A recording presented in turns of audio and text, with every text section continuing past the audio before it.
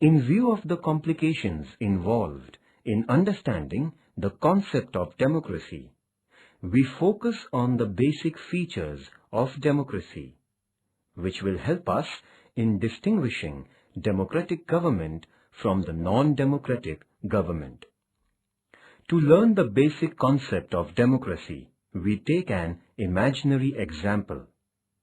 Let us imagine a territory situated far away from the civilized world and populated by small size of population. People in the territory are living in disorderly manner. In such a situation, each one will be thinking of betterment of himself and his own interests. There will be fights over the means of food, firewood. Livestock of weaker will be snatched away by the stronger ones. Rule of might is right will prevail in the group. Conflicting interests will make everyone suffer. It will give rise to rivalry, competition, and disputes amongst the people. People will need protection and internal order. When the internal security is endured, there is a fear of external aggression. So people will need protection from foreign aggression as well.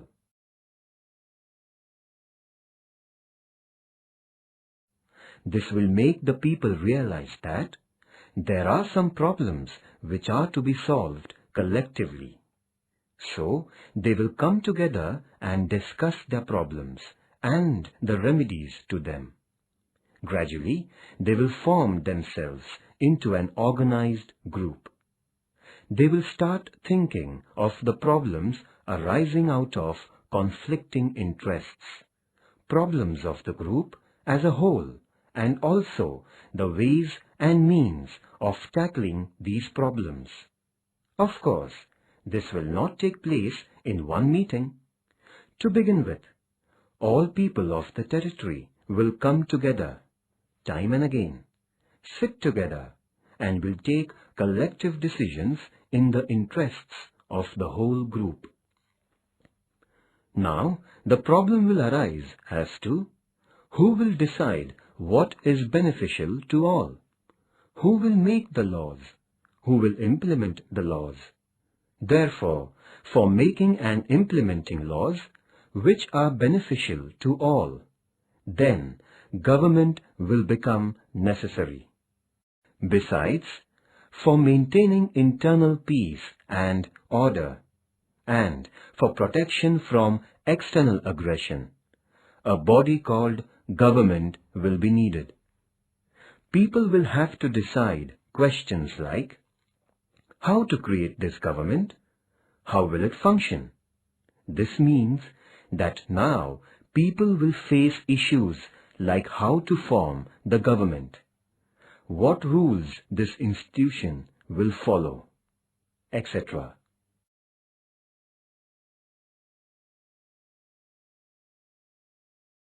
In the beginning, all people of the territory will come together to take collective decisions to solve problems before them. But with the passage of time, population will increase and it will become difficult for all people to participate in the decision-making process. Even if they could, they will not have time, the desire and the skills to take part in all the decision. So, people will decide to send their representatives who can think, who can speak, and express their opinions, who have necessary skills to tackle complicated problems, and act on behalf of the people, and work for the general interests of the whole group. A few people who are representatives of the whole group will form a governing body and rule over the group. Thus, people will participate in the decision-making through their representatives and elect their rulers to implement the decisions. This will be a democratic system. Friends, if you consider the chain of events in the above story, you will come to know the process of the formation of democratic government. In the end, repeatedly held peaceful discussions among the people lead to the emergence of democracy. From this, we can say that democracy is the government created by the people, run through their own elected representatives to protect their own interests and the interests of the society. As Abraham Lincoln once said, democracy is government of the people, by the people, and for the people.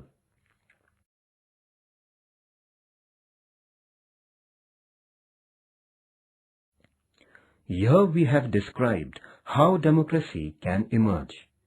But sometimes in the same society, someone or a group that is very powerful may take advantage of the chaos in the society, resulting into dictatorship of one or a group.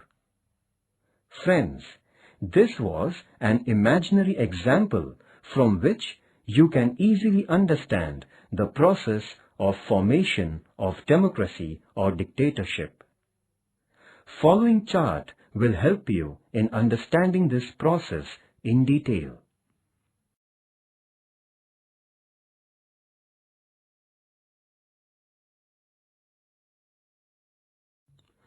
Now, let us understand the meaning of democracy by studying some basic features of democracy. Features of democracy. First, elected representatives of people and final decision-making power to the representatives.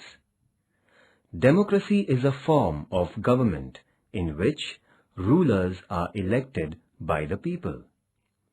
Rulers are elected by the people is an underlying thing in democracy. Not only that, but final decision-making powers are also in the hands of elected representatives of the people. That means, in democracy, real power rests in the hands of elected representatives of the people. There are countries in the world where elections are held, but elected representatives of the people do not have final decision-making powers. For example, in Pakistan, elections used to be held, but there was a mixture of civil and military rule. Elected representatives had some powers, but sometimes final decisions were taken by the military officers. These military officers were not elected by the people. In communist Poland, under influence of Soviet Russia, and in Iraq under US influence, real power was in the hands of the external powers and not in the hands of internally elected representatives. In the above example, it is realized that apparently these countries had formal democracy, but there was no democracy in the real sense. This means that in democracy, people should elect the representatives and real power should rest in the hands of those representatives. People's sovereignty. In democracy, people are sovereign, which means no one else has power over the people. In all, modern democratic country, people use the power through their elected representatives.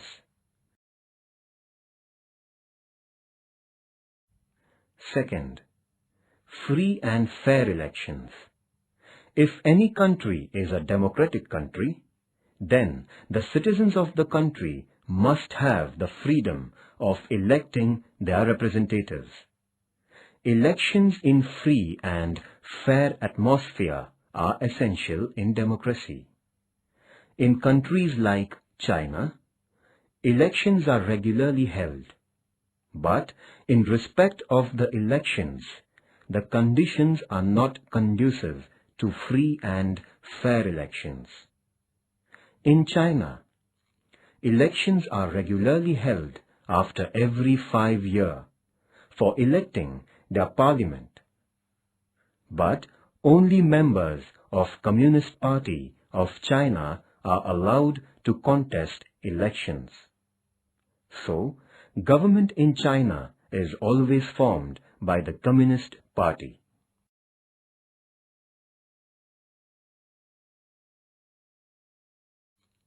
In Mexico, since its independence in 1930, elections held after every 6 years to elect their president. Until 2000, every election was won by Institutional Revolutionary Party. Under the pressure of Institutional Revolutionary Party, government officers, teachers and even the media forced the people to vote for the ruling party. So, opposition parties did contest elections, but they could never win before 2000.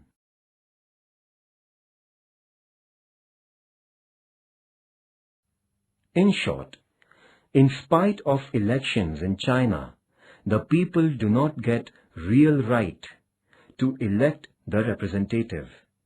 In Mexico, people seemed to have a choice, but in practice they could not exercise the same.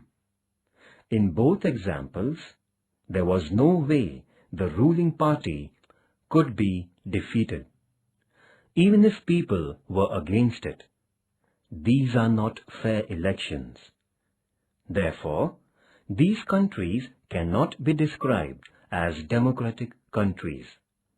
When people can contest elections fearlessly, without any pressure, true democracy comes into existence. So, a democracy must be based on free and fair elections where those currently in power have possibility of getting removed from the power.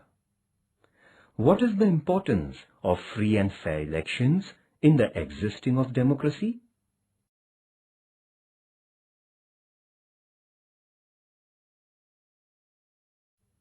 Third, universal adult franchisee with each vote having equal value. Holding elections is a necessary condition for existence of democracy.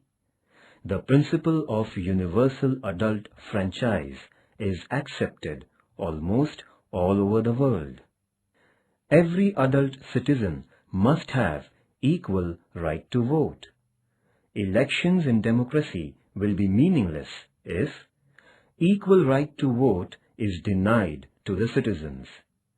Democracy is based on a fundamental principle of political equality. However, there are many countries where equal right to vote is denied. Such countries cannot be described as democratic countries.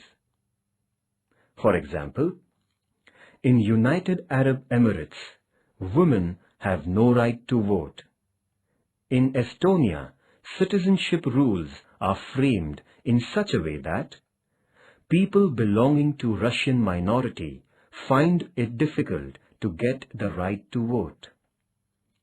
In a democracy, each adult citizen must have one vote and each vote must have one value.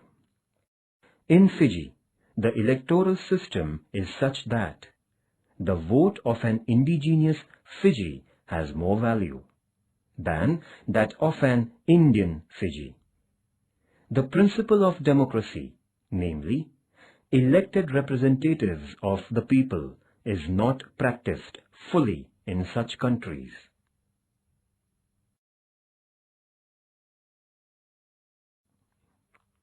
Activity. Discuss in the class what is universal adult franchise, why it is important. Fundamental rights and protection of freedom. In democracy, fundamental rights of the citizens are respected. Similarly, different freedoms are given to the individuals. For example, freedom of thought, freedom of expression, freedom to form association, freedom to criticize, freedom to approach the courts for protection of rights, etc. are same important rights. Similarly, all citizens must be equal before law. In a democracy, government cannot do whatever it likes, simply because it has won elections. Though the majority rules in a democracy, democratic government has to respect the rights of minorities and guarantee their protection. In democracy, elected government has certain rights and responsibilities assigned by the Constitution and the law. Government is accountable to the Parliament and finally to the people at large. Thus, a democratic government rules within limits set by Constitution and citizens' rights. Activity. Democracy is power of majority which respects minority. Discuss. From the above discussion, we come to know that democracy is a form of government in which, first, elected representatives of the people rule, and these representatives has power of making final decisions. Second, elections are conducted in free and fair atmosphere. Third, adult franchise is provided and every vote has equal value. Fourth, fundamental rights and freedom of the people are protected. Explain the features of democracy. Activity. Discuss in the class whether above features are found in Indian democracy.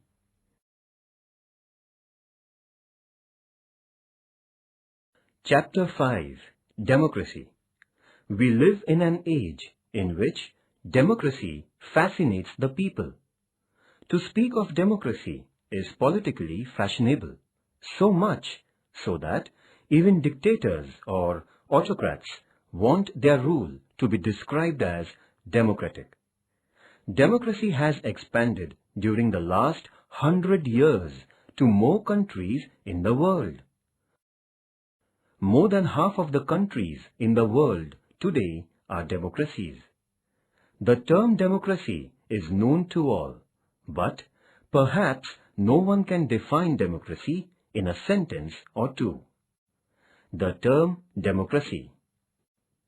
The term democracy is drawn from two Greek words, demos meaning people and kratia meaning power. Thus, literally, democracy means the power of the people.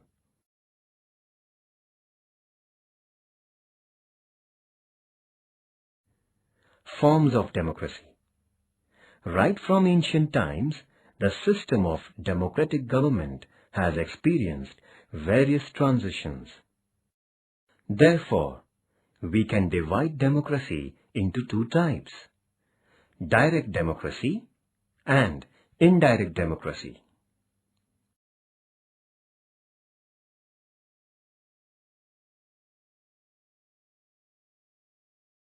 Direct democracy. Democracy based on the direct participation of citizens is known as direct democracy. It was in existence in Greek city-states, particularly in Athens, 4th and 5th century BC. In direct democracy, there is direct participation of citizens in the decision-making process. Greek and Roman city-states were small in size. Besides, women, slaves, foreigners, etc. did not have status of citizenship, so citizens also were small in number. Public issues were also not as complicated as they are today. Therefore, citizens used to resolve public issues with discussions and mutual consultations. In direct democracy, people could directly rule over themselves. That means people were sovereign in real sense. In modern times, population has increased. Similarly, public issues also are getting complicated. Therefore, direct democracy has become impracticable.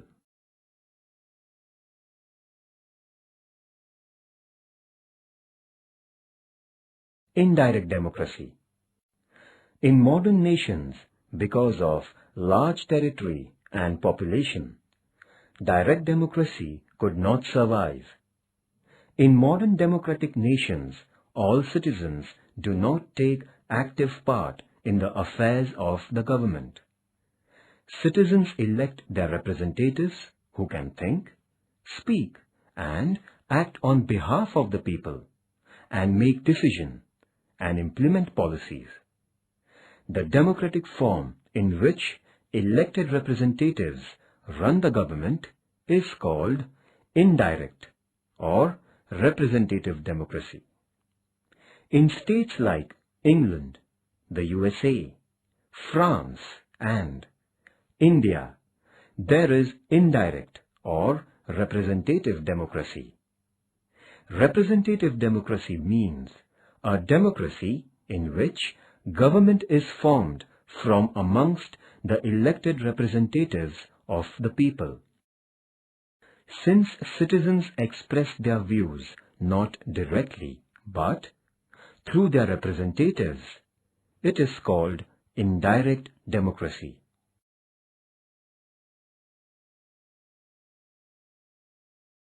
Indirect or representative democracy is of two types: presidential democracy and parliamentary democracy. In England and India, parliamentary democracy is in existence, whereas presidential democracy exists in USA and France. The problem with indirect democracy is that a very few people take real interest in political affairs or study political and other problems. Most of the people have practically no interest in government.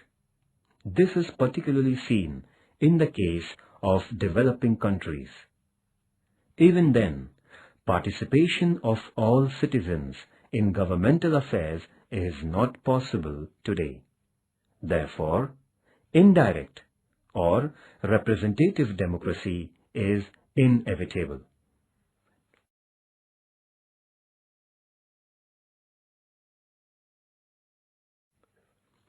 Ways of increasing people's participation in modern times. So far, we have studied two forms of democracy: direct and indirect. In today's situation, direct democracy is impracticable, but in indirect democracy, people do not have sufficient opportunity to participate. So, some countries, for example, France, Switzerland, etc., have adopted some measures for encouraging people's participation. They are: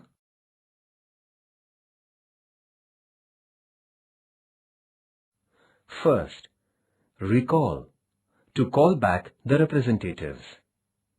In indirect or representative democracy, people's representatives are elected, and these representatives rule for a specific period of time. But if any representative is not properly discharging his or her responsibilities, Then he or she can be called back with the written request of specific number of voters. This is an effective way of putting control over the representatives. This method is adopted in Switzerland and in some states of America.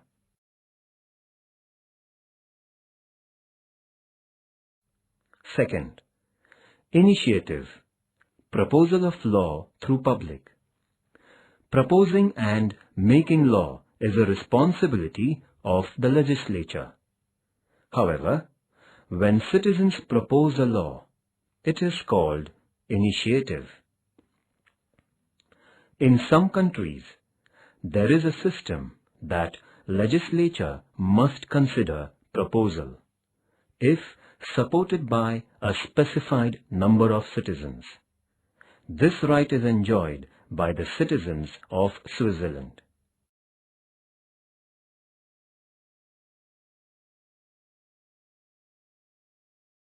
Third, referendum, to take opinion of people on public issues. This method is adopted to know public opinion on some important public issues and thereby include the people in the decision-making process. Decision is taken only after knowing the public opinion.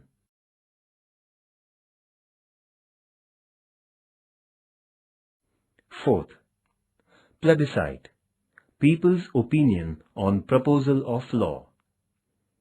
Many times the terms plebiscite and referendum are used synonymously. Opinion of the people on political, social, or economic issues is taken through referendum.